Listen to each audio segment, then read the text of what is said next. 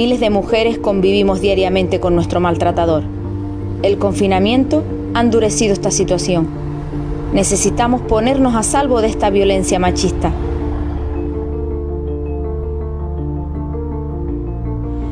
Por favor, quiero mascarilla 19. Sí, claro, por supuesto. Pide en farmacia mascarilla 19 y nosotras podremos ayudarte. Instituto Canario de Igualdad, Gobierno de Canarias.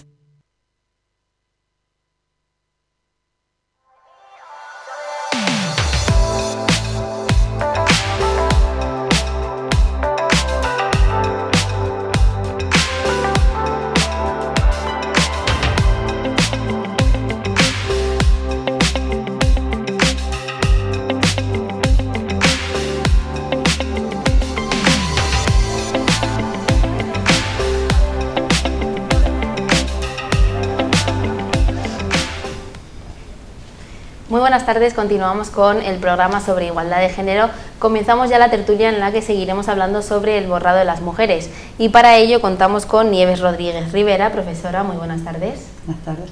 Isabel Saavedra Domenech, abogada, muy buenas tardes. Hola, buenas tardes. Elena López León, estudiante, muy buenas tardes. Buenas tardes. Y por último, Maider, gestora cultural y mediadora artística para proyectos sociales, muy buenas tardes. Buenas tardes. Bueno, muchísimas gracias a todas por estar aquí hoy con nosotros. Lo primero que me gustaría preguntarles es qué opinan sobre este borrado de las mujeres y si creen que se debería hacer algo al respecto. Si quieren empezamos por Nieves y ya cualquiera. Bien, bueno, el borrado de las mujeres supone que la categoría mujer desaparecería y eso de entrada suena muy peligroso porque la lucha feminista se ha basado siempre en la igualdad de los sexos de hombres y mujer. Si borramos la categoría mujer, es decir, que por el hecho de ser mujer tenemos una discriminación estructural, histórica, o sea, las mujeres tienen que existir unas leyes donde haya una igualdad y si borramos esa categoría, pues ya no habría una base y una lucha. Ese sería el primer punto. Históricamente a la mujer se nos ha tratado de anular. Desde la Edad Media han tenido que venir las feministas a luchar por la igualdad, porque las mujeres tuvieran derecho al voto, porque las mujeres pudieran abortar, por una serie de luchas históricas que hemos reivindicado y que hemos conseguido. Todavía hay muchísimas cosas más por las que el feminismo tiene que seguir luchando, pero si eliminamos ya la categoría mujer, entonces esa base se pierde, lo cual es bastante peligroso. Por mi parte creo que es eso. Sí, bueno, yo la reflexión que planteo es que partimos de la base de que la ley que se quiere aprobar, que yo creo que por eso surge en los últimos tiempos el movimiento contra el borrado de las mujeres, parte efectivamente, como decía Nieves, de el género y no del sexo, es decir, de algo que las feministas siempre hemos pretendido eliminar, lo que es los estereotipos que se imponen a una niña por el hecho de nacer niña y que no se le imponen al niño por el hecho de nacer niño, ¿no? Pues ese género que nosotros venimos, pues digo, intentando eliminar porque se trata de lo que crea la jerarquía sexual, es decir, el patriarcado se aprovecha de eso para imponer a las mujeres pues determinadas cuestiones, como todas y todas sabemos. Pues ahora con esta nueva ley que se pretende aprobar, mal llamada ley trans, lo que se quiere es que cada uno sea lo que quiere ser según se sienta en cada momento. Es lo que se denomina por parte de los movimientos queer el sexo sentido. Yo me siento mujer, pues soy mujer. Pues mire, no, las feministas lo que decimos, algunas feministas, es que o se nace mujer o se nace hombre.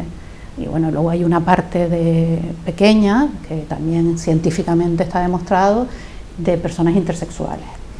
Pero más allá de eso, lo que no se puede, desde nuestro punto de vista, permitir y menos llevar a ley, es que los sentimientos se conviertan en derechos, porque entonces se produce una gran inseguridad jurídica, sobre todo para las mujeres, que somos las que hemos siempre pues conllevado todo el tema, por supuesto, del maltrato sexual, pero también todos esos derechos que hemos ido consiguiendo, como son las cuotas, el poder participar en política al mismo nivel que los hombres, el tener nuestros espacios seguros, todo eso se termina. Cualquier hombre, nacido hombre, que se sienta mujer, va a poder ir al registro civil y sin necesidad de informe médico ni de haberse empezado a hormonar o a someterse a un procedimiento de cambio de sexo, va a poder ser mujer. Esto es un auténtico disparate, no solo jurídico, sino también social, cultural, al que nosotras estamos pues plantándole cara desde el contraborrado de las mujeres. ¿Qué opinan ustedes, Elena? Yo, por ejemplo, estoy muy de acuerdo con la perspectiva de ellas dos y seguramente con la de Maider cuando la dé, y me parece una cosa que no debería ni existir una ley en el sentido que cualquier persona pueda, en este caso hombre, pueda decir que se siente mujer como si eso fuese un sentimiento, y además desprotegernos tanto, pues me parece peligroso, la verdad.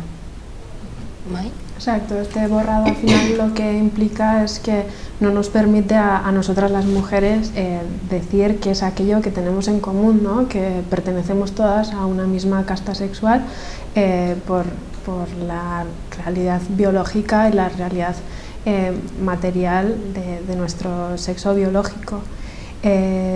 Como bien decían las compañeras, pues no nos está permitiendo esto también diferenciar, hacer un ejercicio para diferenciar y entender qué es el género y qué implicaciones tiene el género en nuestras vidas como mujeres.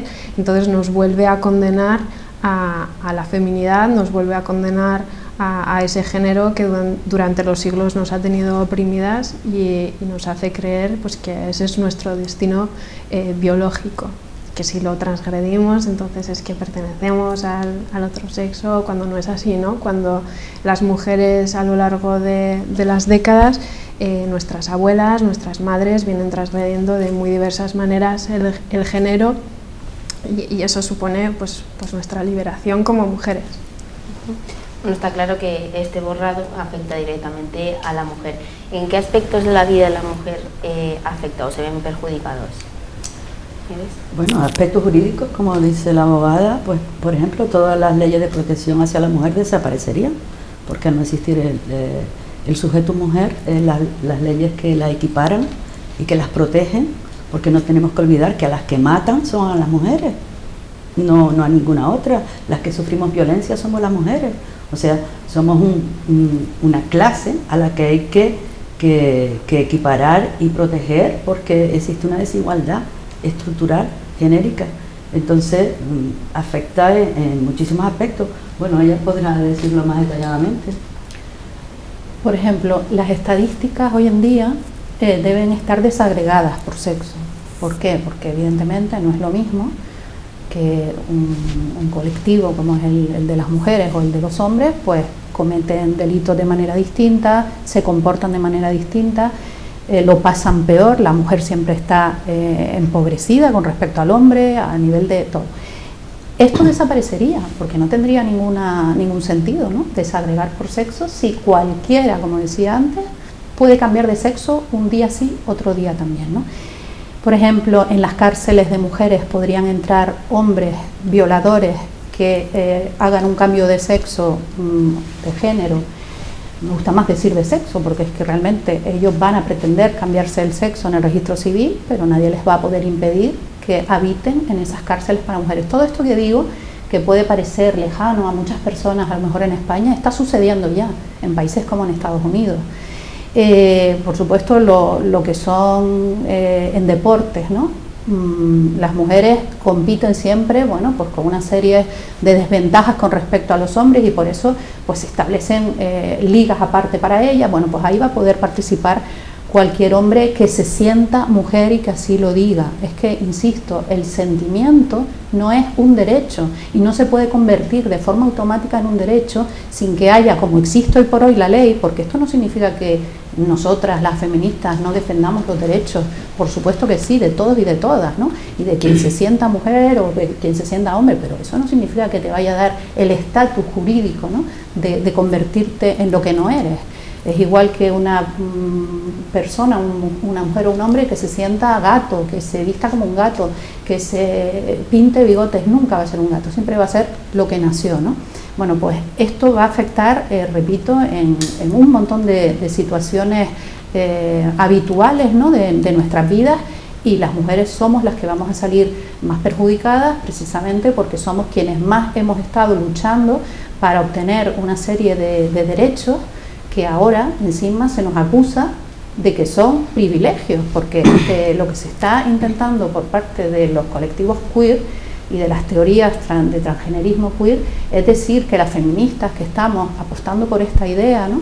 y defendiendo lo que consideramos una injusticia, somos transfobas, que estamos en contra de los trans, ¿no? Y entonces se está creando pues ese caldo de cultivo, ¿no? De que o estás con ellos o estás contra ellos, ¿no? Y nada más lejos de la realidad, pero desde luego cada uno tiene que estar en su lugar, ¿no? Y efectivamente nadie puede ser discriminado ni por su identidad ni por su orientación, pero eso no significa que el Estado de Derecho, que por eso se llama Estado de Derecho, permita que esos cambios se produzcan de una manera tan caprichosa, porque simplemente uno se siente. Y con un agravante, y termino, los menores de edad van a estar muy desprotegidos, porque la ley que se pretende aprobar, en ella se quiere incluir que incluso sin el permiso de sus padres y sin la protección de sus progenitores o de quienes tengan la patria potestad, puedan hacer un cambio de género y hormonarse y empezar la reasignación desde muy pequeñitos, y en caso incluso de que los padres se opongan, quitarles la propia patria potestad, ¿no? Esto es un auténtico disparate y una aberración jurídica, ¿no? Es que más allá además como de lo que apuntaban las compañeras de la estadística, de las leyes de protección específicas para las mujeres que pretenden combatir una desigualdad estructural, no olvidemos, está también la implicación cultural, ¿no? No tenemos que olvidar que las mujeres hemos sido relegadas de las áreas del conocimiento hasta hace prácticamente 2 días. Entonces, a mí me gusta mucho una frase de Kate Millett que dice: somos mujeres, somos un pueblo sometido que ha heredado una cultura ajena. Las mujeres realmente no sabemos todavía quiénes somos, porque venimos escribiendo sobre nosotras mismas y nuestras experiencias hace relativamente muy poco. Todavía somos dibujadas y todavía somos descritas desde la mirada masculina y patriarcal. Entonces, el volver a decirnos que ser mujer es amoldarnos a ciertos roles sexuales o al género, o que ser mujer significa un sentimiento mágico o que es una subjetividad o una identidad autopercibida, esto es un problema para nosotras como colectivo, en cuanto a que no nos permite ahondar en nuestras propias problemáticas y en descubrir quién somos como colectivo hasta ahora oprimido, que trata de liberarse. Incluso en el día a día hay peligros. Por ejemplo, el otro día estaba en las redes, en Instagram, y me encontré un vídeo de un hombre orinando en un baño de mujeres, y había una señora que le decía: por favor, te puedes ir, que esto es un baño para mujeres. Y el hombre, súper violento, me decía: yo me siento mujer, tú no puedes decir que yo no puedo estar aquí. Entonces, incluso sin esa ley aprobada, sin eso ya la mujer corre un grave peligro, y es violento, esa situación es incómoda para la mujer. Claro, han hablado de sobre todo las estadísticas, las leyes, pero como dicen, en los aspectos más culturales, más sociales del día a día, ¿cómo afectaría esta nueva ley que, como dice Isabel, es el causante de este borrado de las mujeres? ¿Cómo está afectando? Sí. Yo te puedo decir cómo va a afectar en breve si esta ley se aprueba, porque a mí me preocupa una cosa que es, como docente que soy, los chicos, los jóvenes, ¿no? Los niños y niñas a los que estamos manipulando de esta manera, porque como ya no hay capacidad crítica y nos creemos todo lo que nos venden, ahora esta nueva ley que se cree moderna es neoliberal y totalmente anacrónica, porque, por ejemplo, defiende lo que decía ella ahora mismo, que cualquier niño, es más, lo traje aquí para leerlo porque a mí me llamó muchísimo la atención y es lo que nos espera, como sigamos en esta locura. Alguien tan lejano de ser poco equitativo como un profesor de la Universidad de Oviedo, José Arresti, en un artículo que leí hace unos días, decía que en algunas comunidades, por ejemplo, se está ya aprobando un protocolo para el profesorado. Y en este protocolo, por ejemplo, a los profesores se nos pide que se mantenga atento por si algún alumno o alumna mostrase repetidamente conductas discordantes con su propio género. ¿Esto qué quiere decir? Que si yo veo a una niña que repetidamente juega al fútbol en la cancha, pues a lo mejor esa niña tengo que anunciar que a lo mejor es un niño. ¿Esto qué es? ¿Esto es una locura sistemática que estamos creyéndonos? ¿Estamos todos locos o qué? Pero porque además volvemos a encasillar según exactamente, por lo que hemos luchado las feministas, porque el género, por lo que los roles que nos han asignado, que la niña tiene que ser rosa, el niño azul, que los niños tienen que ser violentos y las niñas cariñosas, estos roles, este género que hemos querido abolir, ahora se nos inculca otra vez. Entonces estamos llegando a un grado de locura y de racionalidad tremendo, que yo creo que debería existir un debate serio de lo que vamos a estar soportando. Yo como docente desde luego me niego a esto. Yo no soy nadie para decir quién es quién, y sobre todo en estas edades tan tempranas y de tanta confusión de adolescentes que no sabes, como yo misma no sabía lo que quería ni lo que me gustaba. Eso ya con el tiempo lo vas sabiendo, pero como hemos dicho aquí, no tiene nada que ver lo que yo deseo, mi deseo íntimo, subjetivo, con las leyes y con lo que lucha el feminismo, que es una ley colectiva de igualdad entre hombres y mujeres. Sí, precisamente quería introducir el tema que ha introducido Nieves, el tema de la infancia, porque me consta que es uno de los colectivos, por así decirlo, más afectados por esta nueva ley. Entonces, ¿de qué manera les afecta? O sea, ¿qué supone esta ley para la infancia, aparte de lo que ha comentado ya Nieves? Isabel. Bueno, es volver hacia atrás, porque el feminismo lo que había venido defendiendo, a partir lógicamente de Simone de Beauvoir, es que el género es un constructo, es algo que la sociedad se encarga de imponer, y el niño o la niña no tienen ni por qué, por el hecho de serlo, el niño vestir de azul, la niña vestir de rosa, ni el niño jugar al fútbol y la niña a muñecas. Todas estas cosas que habíamos conseguido o empezado, porque May lo decía, esto es una lucha de hace muy poquito tiempo que ahora se ve peligrar por culpa de estas teorías, vamos a llamarlas así, de transgenerismo queer, ¿no? Entonces es volver a basarnos en los estereotipos de género.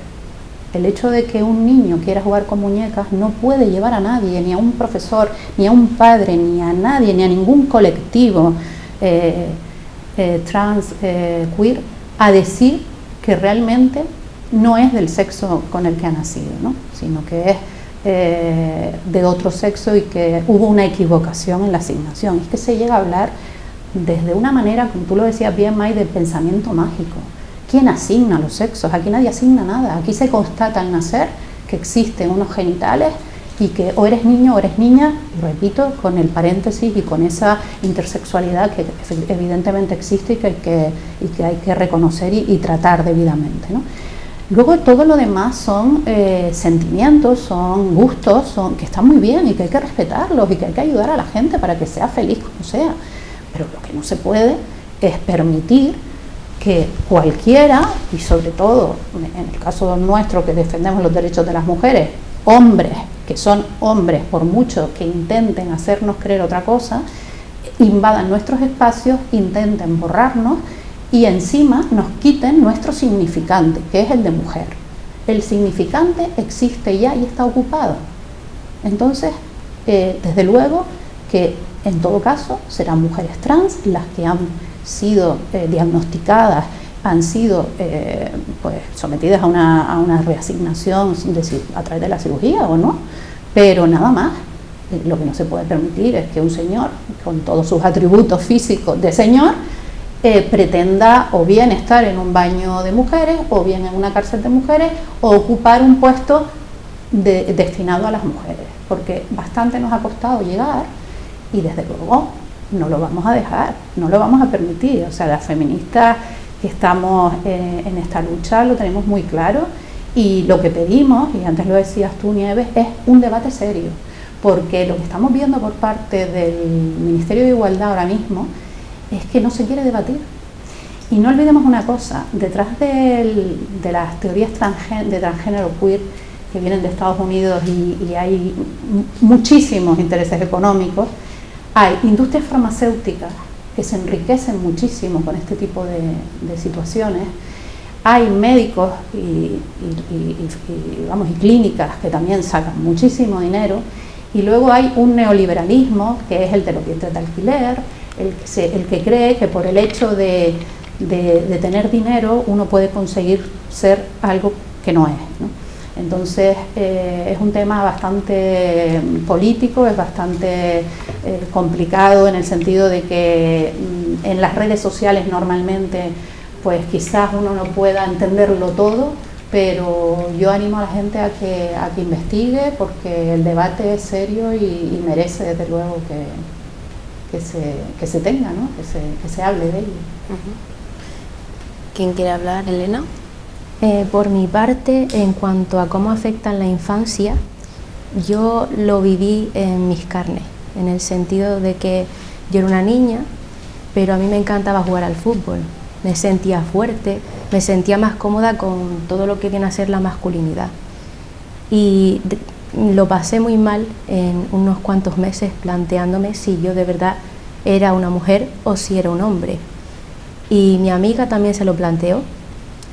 Ella, la diferencia es que ella pues ahora es él, y yo por instinto o por una, no sé cómo llamarlo, una fuerza, dije, es que no me puedo deshacer de ese lado, esa parte de mí, y decir pues ya esa parte no existe. Entonces por toda esa gente que ha sufrido, yo tengo un sueño, y es que el día de mañana no haya niñas que tengan que vestirse de rosa y niños que tengan que vestirse de azul, que todos esos estereotipos se quiten para siempre, para evitarle sufrimiento a los demás y sobre todo para ser buenos con las demás personas, porque a mí por jugar al fútbol me insultaban, me decían marimacho y todo ese tipo de cosas. Entonces si esto puede ayudar a que la gente abra los ojos y consiga ser ella o él mismo sin tener que encajar en unos patrones,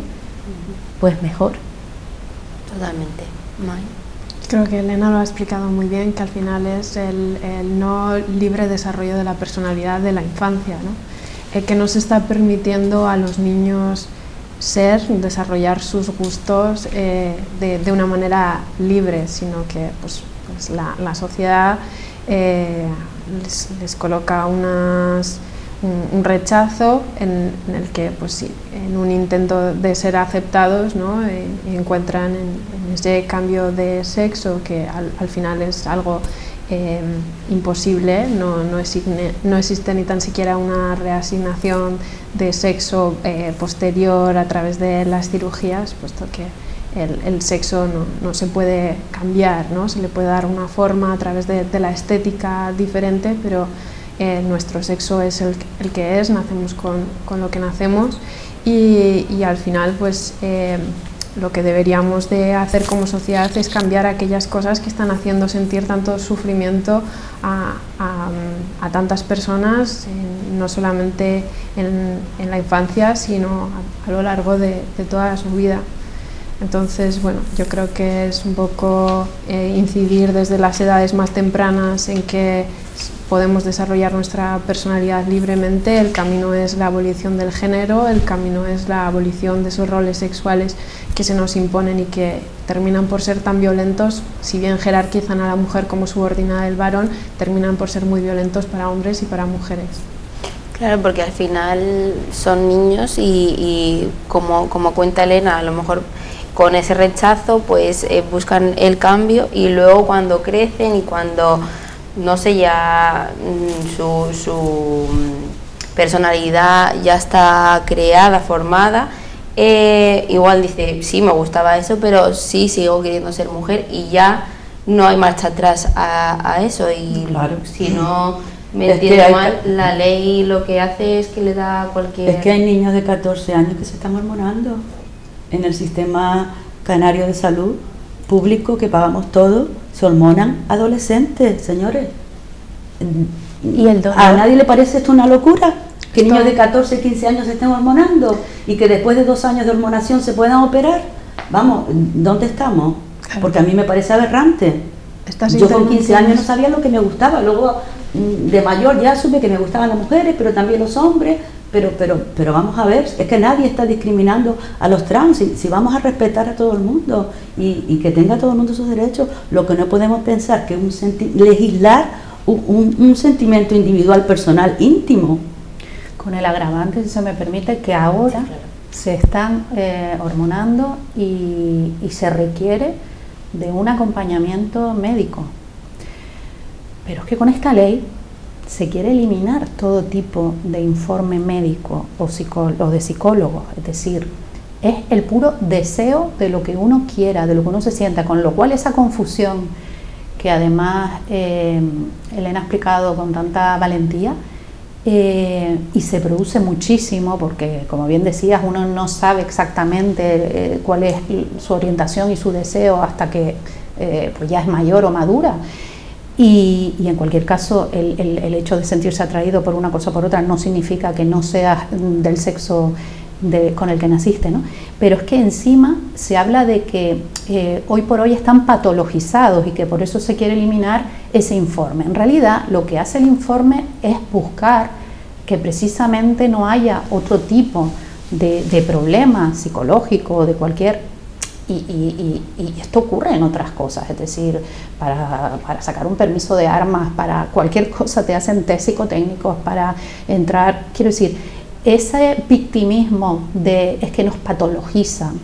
Es cierto que la disforia de género se eliminó por la OMS de enfermedades mentales, pero la incongruencia, esa que siente el niño o la niña que no se siente a gusto en su propio cuerpo, probablemente por estereotipos inculcados desde la sociedad, pues es evidente que esa incongruencia, si tiene que llegar más allá, tiene que haber un profesional detrás. Es que si no, sí que, como tú decías, aquí esto va a ser un auténtico, ¿no? Sálvese quien pueda, porque los profesores además van a estar obligados a estar pendientes de si el niño o la niña no se siente bien con tal, ¿no? Entonces, la ley que se quiere aprobar elimina ese tipo de diagnóstico, lo cual es bastante grave, ¿no? Desde nuestro punto de vista, o desde mi punto de vista al menos. Y luego también se elimina el hecho de que tengas que tener una edad para comenzar con tal. O sea, hay niños de 4 años pueden decidir que son niñas, o niñas de 4 años pueden decidir que son niños y deberán ser tratados como tales, ¿no? Y en el registro civil después se podrán inscribir. Y los padres no pueden decir nada, ¿eh? No podrán decir nada, a no ser que estén a favor, porque entonces sí se les va a apoyar.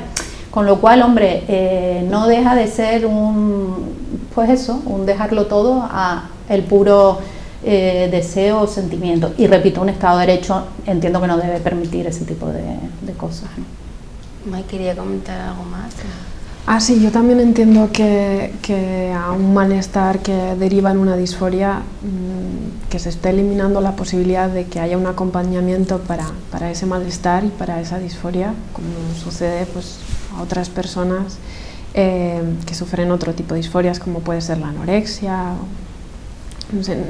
No se entiende bien esta parte de la ley, al menos yo no la comprendo bien.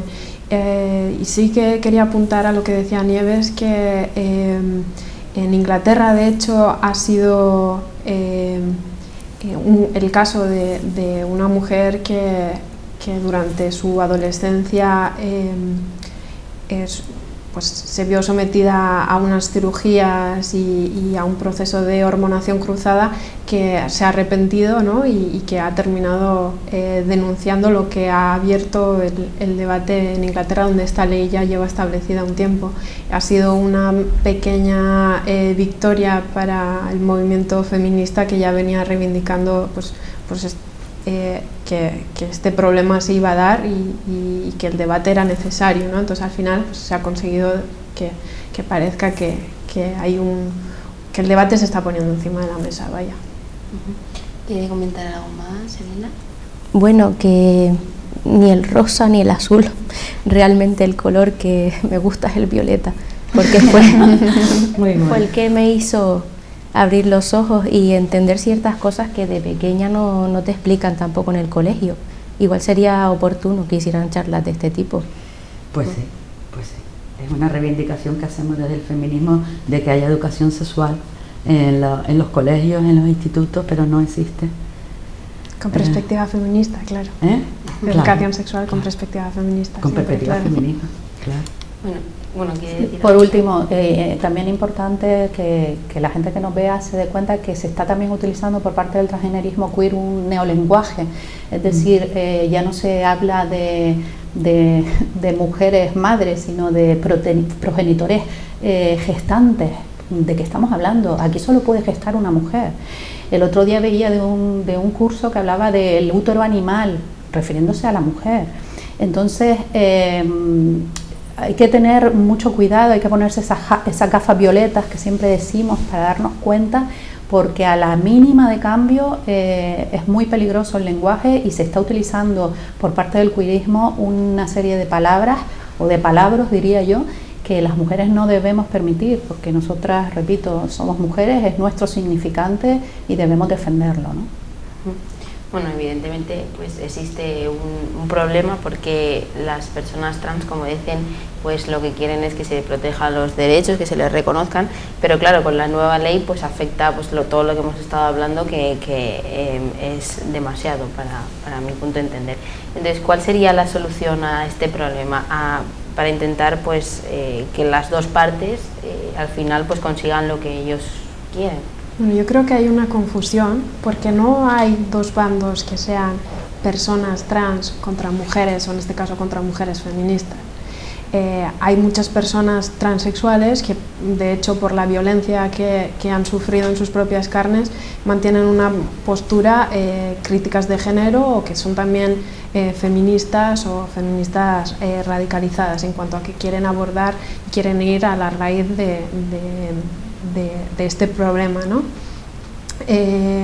Dentro de la T, además del colectivo LGBT, ¿no? de las personas que decimos trans, también se está dando un debate entre personas que sí que sufren esa disforia, que son personas hasta ahora consideradas transexuales, aunque ahora el transgenerismo nos apunta que no se debe usar esta palabra, en cuanto a que puede influir a que estas personas quieran someterse a un tipo de cirugía de mal llamada resignación de sexo. Entonces, bueno, en realidad el debate hay que ponerlo encima de la mesa y hay que entender que no hay dos bandos, que en realidad esto abarca una gran complejidad y que partimos a lo mejor de un mismo problema, pero que terminamos teniendo puntos de vista que divergen, ¿no? En cuanto a cómo vemos, especialmente como hablábamos al principio, cómo vemos el sexo, o sea, cómo vemos el género, perdón, que nosotras lo vemos como algo a abolir y no a reforzar y no a reivindicar como identitario o pues eso, subjetivo a la persona. Bueno, tenemos que ir terminando. Para terminar, les iba a pedir una pequeña conclusión en la que pueden destacar algo, un mensaje, o mandar un mensaje, destacar algo de la conversación, hacer un resumen de manera breve. Empezamos por Nieves y continuamos. El debate es que no nos dejemos engañar, que seamos críticos, que se está cambiando el tema de la diversidad por el de igualdad, y creo que es fundamental la igualdad. La diversidad es algo propio y subjetivo. Sería mi mensaje resumido. Isabel. Sí, pues concluyendo, yo creo que el sexo es una realidad, es algo científico y es algo que no atenta contra ningún derecho. Uno nace hombre, nace mujer. El problema viene luego, ¿no? Cuando la sociedad heteropatriarcal pues intenta instaurar unos estereotipos, unas jerarquías sexuales, ¿no? Y por el hecho de ser mujeres pues nos oprimen, ¿no? Entonces vamos a no equivocarnos, es decir, el sexo es lo que nos debe distinguir. Todo el mundo se tiene que sentir bien y evidentemente las feministas abogamos por los derechos de todos y de todas, repito, y eso de la transfobia que ahora se está señalando, y yo por apuntar un poco lo que tú decías lo remitiría más a lo queer, y yo creo que la Q aquí es donde realmente puede estar el tema de la cuestión, pues hay que abrir un debate en la sociedad. No se puede aprobar una ley que no ha sido debatida con seriedad por una parte, que es en este caso las feministas radicales, en el sentido de que vamos a la raíz, no por otra cosa. Elena, muy breve, por favor. Nada, que espero que mi experiencia personal ayude a otras personas a no sentirse mal y que si no encajan, siempre encuentren la verdad dentro de ellos y ellas mismas. Seguro que sí. Mai. Yo un poco lo mismo que decían las compañeras, pues incidir en eso, que necesitamos todavía mucha perspectiva feminista, mucha educación feminista y bueno, pues hay que ir entendiendo el género como lo que realmente es, que es un mecanismo de opresión que nos encasilla a mujeres y hombres en ciertos roles sexuales, y esto es lo que tenemos que ir destapando, y que este mensaje no tiene nada que ver con el odio, sino con pues, una intención de que nos vayamos todos liberando y que no tengamos ni que sufrir en la infancia ni en la edad adulta. Pues muchísimas gracias, ha sido un placer tenerlas aquí, ha sido una charla muy clara y muy interesante, así que gracias. Gracias por invitarnos. Gracias a ti. Gracias. Muchísimas gracias a ustedes por estar una tarde más con nosotros. Les esperamos el próximo día a partir de las 5:30 aquí en el Canal 4.